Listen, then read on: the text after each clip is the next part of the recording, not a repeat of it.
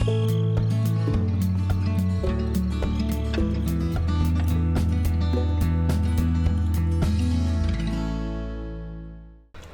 everyone, welcome back to Gelvin Valley, and even in the welcome, I can't even drive straight up my hill here.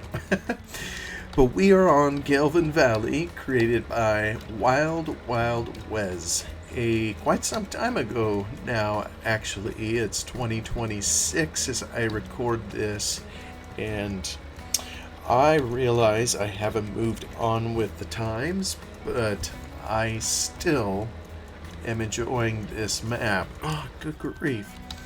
Note to self, I know I've said it before, but this particular cultivator is just too large for my liking. I think what it is I am used to a shorter tongue or shorter hitch, if you will, and it helps control it, I think, just a little better. And I'm trying to go around the outside edges here without totally destroying all the grass, although it seems I've already scraped a fair amount of it off. Whoop! So I go around here. Yeah, see, it just kills all the grass. Here, let me back up and give it another try. Boop. Got the tree in the way. Oops, I didn't mean to head inside. But it has been, I know I maybe say this a number of times, I never know if I'm repeating myself. It's been a minute or two since I recorded an episode in here, so I'm kind of picking up where I left off, and I know my notes indicate I was cultivating. Sure enough, I am still in the middle of that, and I believe the last episode was talking about a Chinese food meal our family helped prepare, kind of for a charity thing. So whoop. Yeah, there it goes. See, the problem with taking out this grass isn't so much that I care about it. What I really wish would happen is that it would grow back. But as you can see, kind of all around the edge, there is a dead zone as I come in and take out just a little more grass. Yeah, see, then I get gun shy and I don't go all the way to the edge. I have studied the Lua code behind this, and there's, when you cultivate or plow, it destroys crop, and grass being one of the crops, it's going to take it out, and it's a permanent takeout. See, I missed it again. This is just... good thing I don't do this for a living. But it permanently takes it out, and what messes... can't talk and chew bubblegum at the same time.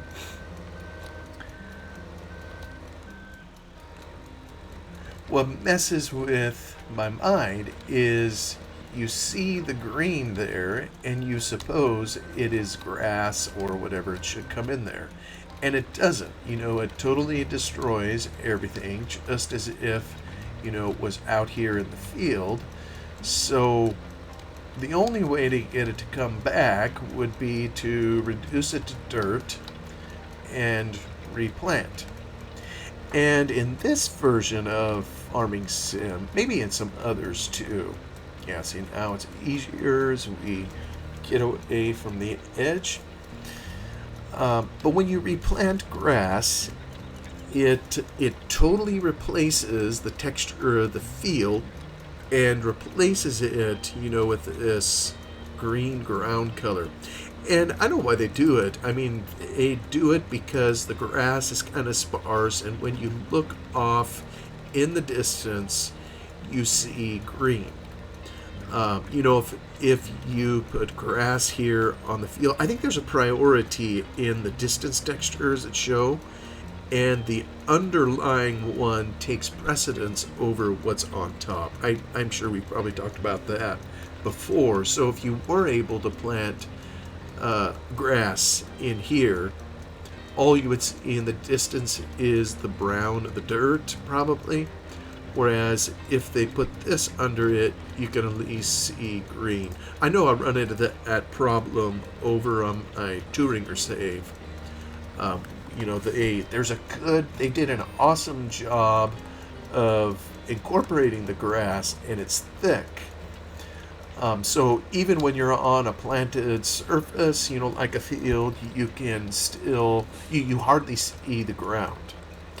So they did a great job that way, but the distance textures still show that you're basically in a field. So, yeah, just one of those things. Oh, so I gotta get this to go away. So, one of the thoughts I've literally had is to modify, when you take out the grass, to modify so that it checks to see if it's, on a field or, well, although that may come with its own problems too. Maybe what I just need to do is have a toggleable switch so I can turn it on and off. Or, like I'm talking, I just get a narrower cultivator and do a better job, drive straighter somehow. I don't know. However it is, we are cultivating. This is a very steep hill. Oops. Somehow I turned him off. And you got 3 miles per hour. I am wishing, I think this see, here's the thing. I gotta go down and do it over because of my driving incompetence. And you can tell I'm not really used to it. To this length of pitch. But it is what it is. Yeah, next time I think I would need a bit more horsepower punch really to pull these hills and do a proper job of it. Something I haven't checked, or I need to check? My sheeps!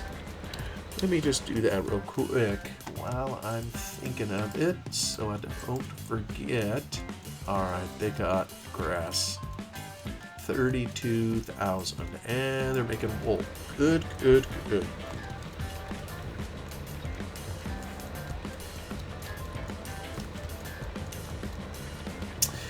So this particular episode, I was thinking of updating everybody on, I know I had another episode sometime back, maybe a couple of them, mentioning that our family had purchased a little property that we're working on.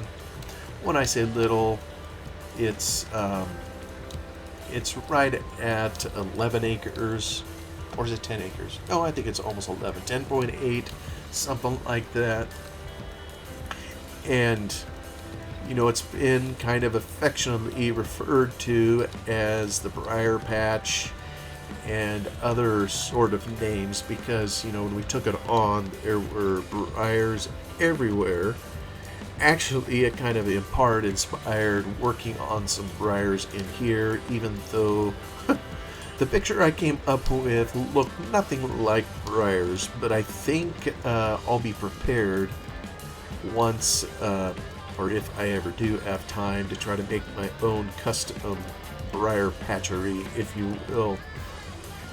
So, last fall is when we got it, and so last fall what we basically focused on as a family was clean up as best we could before the onset of winter, and we don't have super hard winters here, but it's cold and wet and isn't really a time to be, messing around outdoors, if you will. So when it would just be muddy. So we just focused on cleanup. There was, and by way of remembrance, there was a house on the property, kind of a house. It was basically a single wide unit put there back in the 60s, I believe, so very old. And then the previous owner had built around it, done some remodel or whatever, to add another bedroom, a kitchen, and so forth.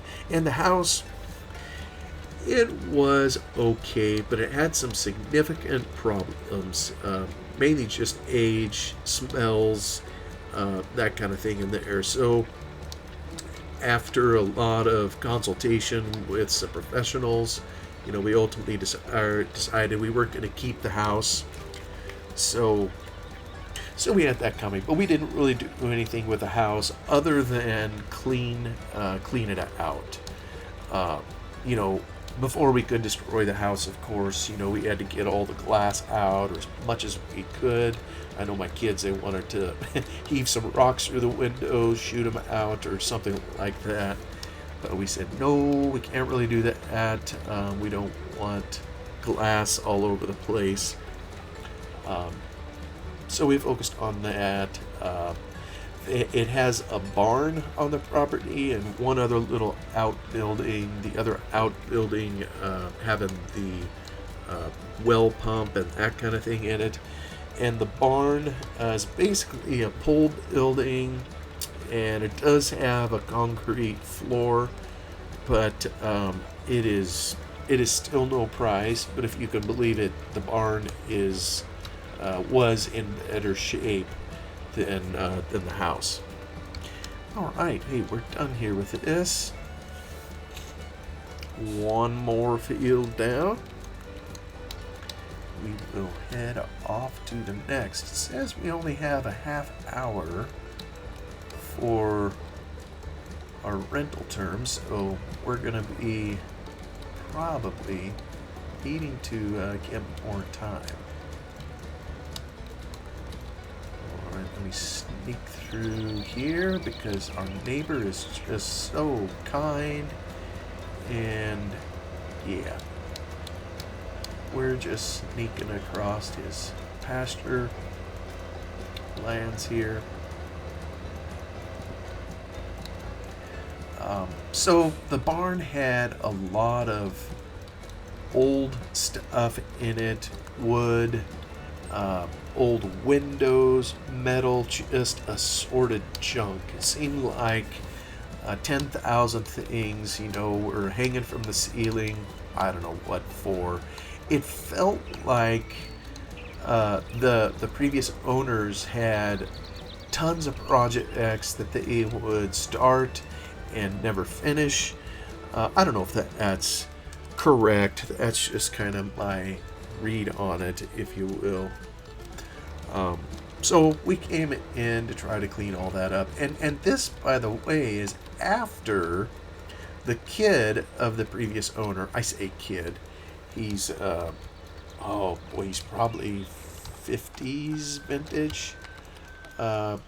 Maybe even 60. This is after he went through and removed anything and everything he could find of value and sold it. And I remember, when we were initially saw the property and learned it was for sale, I had told him, I said, if, because, we're not wealthy, and so we have more time than we do, a lot of financial resources. So I had told him, I said, if you want to leave stuff behind or have us clean up the mess, I was willing to work something out with him, but it was his stuff, so he chose to sell whatever he could. Good for him. I have no idea what he made, but there was still just a lot of stuff hanging around. And some of this stuff, it ain't very fun to deal with. For example, and it's in the chemical realm. There was scads of old paint cans and old varnish. That's why I say there was just lots of projects. I wonder if they started and never. Oh shoot! Can't talk when it's the outer edge. I should just be silent. All right, let me see if I can scrape this on here. Killing the grass.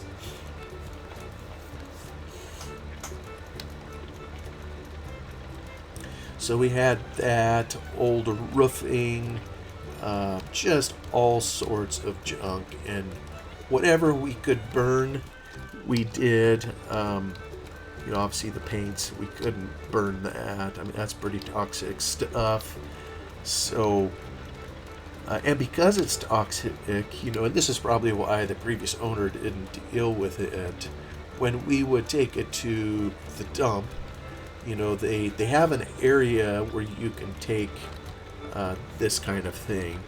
But for some reason, they only would take a little bit, with each drip.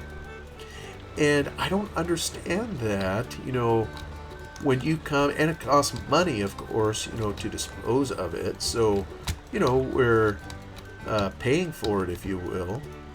There we go. Get that corner. But they would only take a little bit. So what that means for, homeowners like us is if we want to get rid of, and I don't know how many cans we had, there probably was over 100. So if they're only taking 2 or something, that's 50 trips. And, some would say nobody got time for all that.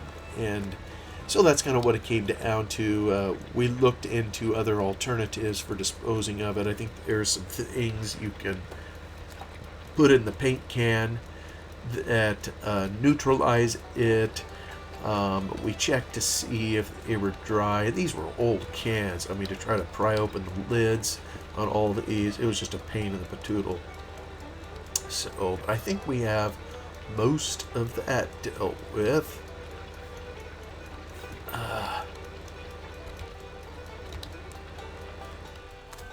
Oh, interesting. You see here, did I spread? Yeah, there is some material spread over. I gotta see kind of where the edge of the field is. Yeah, see, the only way to get rid of that is to cultivate over it. I really gotta stay up here. I'm not gonna see the edge. That and the barn was basically on one whole end of it, solidly encased in briars, and so we had to uncork that. There were just briars everywhere, intertwined with fences. And so last fall was just trying to deal with all that. Like, there was a couple trees we took out. So brush work, whatever we could, do outside, if you will. Now let's see, can I turn? Yeah, see, this is just too large. Back up. See, I can't quite get into the curve of the corner. Yeah. Maybe there's a mod out there that that'll let me. I almost think I saw one for Farm Sim 17. A mod that lets you plant grass basically anywhere. But I don't know if we add such a thing for Farm Sim 15. Anyway, fast forward to spring this year, and there's a lot more changes going on down there. Maybe one other thing is past fall. I mentioned we burned some things. we had, I don't know how many burn piles, just trying to, get rid of, what am I doing here? Get rid of anything, that would be flammable and it wasn't toxic and would go up. Um, Basically in the fall, after the heat of the summer, when the rains come, they do allow you to ag burn here locally, so we took advantage of that. Um, but it reminded me of an incident many, many years ago when my father got a property that was close to home, similar to what we did here, and we did the same thing there. I mean, there was a much larger barn, actually, it was an older style barn on that property. And so we hauled things out and we set up a bonfire. There was more than once. We needed some dirt somewhere. I forget what for. So Dad dug a hole. Or maybe I did. I forget. But we dug a hole by hand um, as a place for a burn pile. Basically, we were going to fill it in with whatever we burned. And we burned so much that the ash was sufficient to fill the hole that I had dug. And the hole probably, let me see here. I mean, I think it was close to 2 feet deep. And it was a big square shaped thing that I had dug. But yeah, we filled that in after we burned so many times. But some of what we burned in there, oh yeah, this filled it too. We had these arborvitae hedges that were on this place, and we took them out. They were kind of unkempt, hadn't been maintained properly, so we just opted to take them out. And we took them roots and all, and the roots, of course, had plenty of dirt on them, so that also helped fill the hole in. So I maybe shouldn't even imply it was ash from so many fires, but there truly were a lot. But one of the things I remember especially is we were burning the arborvitae, is the wind picked up and it sent these, and arborvitae, I don't know if you're familiar with it, it's similar to cedar. It's got these little green bits for, I don't know, foliage and leaves. It's intended to be a type of hedge, and so it's fairly thick, and while it appears green and lush on the outside, on the inside, I think it layers itself, so, the inside is full of dead material, and it was kind of a fire hazard, if you will, too, or could be, even though it appeared it would burn just looking at it. But anyway, we got them in this burn pile and lighted them up, and they were burning beautifully. But then the wind picked up, and it started carrying these little burning embers towards the barn that was on this place. And this is an old school barn, wood siding, classic, American red barn, if you will, although the red kind of has faded. And my father, over the years, actually restored it beautifully. But at this time, it was still, in its decaying state, if you will. Anyway, these embers were flying towards the barn, and I remember walking over there at one point, and I was blown away. Some of these embers were sticking on the wall of the barn, and they were starting the wall on fire. And I'm glad I went over there to look at it, because, if we wouldn't have been paying attention or looking, here the barn could have started on fire, and, it was tinder dry as well. And there was old hay and straw up in the mow. I mean, it would have been an absolute disaster. But I just remember that you just never know when you burn something, to be careful. And fortunately down there we had, before we started the fire, we had water, to deal with any problems or whatever. But that was kind of spooky, seeing how easy it would have been to torch the whole barn and been none the wiser. I mean, there's a lot of smoke, And all I remember was just seeing all those embers and just wondering, like, I better go over and check that out. And I'm glad I did. And we did have a little bit of those worries, even with our own little property. Fast forwarding now, um, based on the other guy, he had a burn pile right in front of the barn, and with the volume of material that we needed to burn, I wasn't comfortable having it that close to the building. When I say close, I mean it probably was 15 feet away. Maybe for a little fire it would have worked. I don't know. I just didn't feel comfortable doing it with a larger pile. And the pile we had was at least, it probably was 15, 18 feet in diameter. I mean, it was a big pile. And we had some strong south winds, and of course we had the pile behind the barn on the south side. So, while it was going, we were down there, and I went into the barn several times to make sure nothing was happening in the air. Although it would have taken way more to burn this barn because of all the tin siding versus years ago with my father's barn. So, yeah, and there's something about fire. You can have a big old pile of material, but it's so nice, that it just whittles it down to something tiny. So we still got to deal with that pile. There was lots of nails and other things there that we're going to have to try to carefully extricate from that area. So, if we ever have vehicles there, that we don't pop tires and that kind of thing. But so nice to take a big pile and turn it into a little one, if you will. I gotta turn. I'm just having a time of steering today, let me tell you.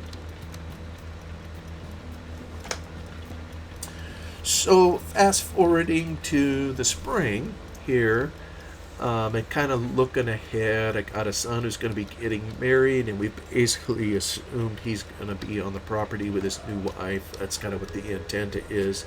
So, seeing that coming, we had some dilemmas to work through, namely how to deal with the house, get the property ready, and we're still working on that. But in short, the house went bye-bye. And I gotta say, it is really disconcerting to see how quickly and easily something can be destroyed versus how long it takes to build, something. I think we all intuitively know that, but when you watch something, that you paid what to us was a lot of money for, although we discounted heavily the value of the house, because it wasn't a prize. But have a friend with an excavator or access to one, and he made short work of the house, and basically in a couple hours time had the thing torn down everywhere and left it in just a huge pile of rubble. All the way from, we have some video footage of him right as he was starting, and I can still hear in my mind the sound of the bucket on the excavator kind of scraping against the metal of the roof of the house. This house had metal on its roof. That was its one saving grace. It had a really decent roof on it. But, I mean, just in moments, the damage that can be caused by one of those machines is just astronomical. And I was teasing him when we got done and said, wait, we changed our mind, as he's reduced it to an absolute junk pile of 2x4s and plywood and insulation and all that. And oh yeah, before we did all this, because of the age of the property, before we could just tear it down, before we could just dispose of the material, that came off of it. And because of the time era in which it was constructed, back in the day, the insulation and so forth was, I guess they call it asbestos. So we had to run some tests to see if it had any of that, and if it would have, it would have cost thousands more, to deal with it. Unfortunately, the test on that came back negative, so we were able to freely dispose of it.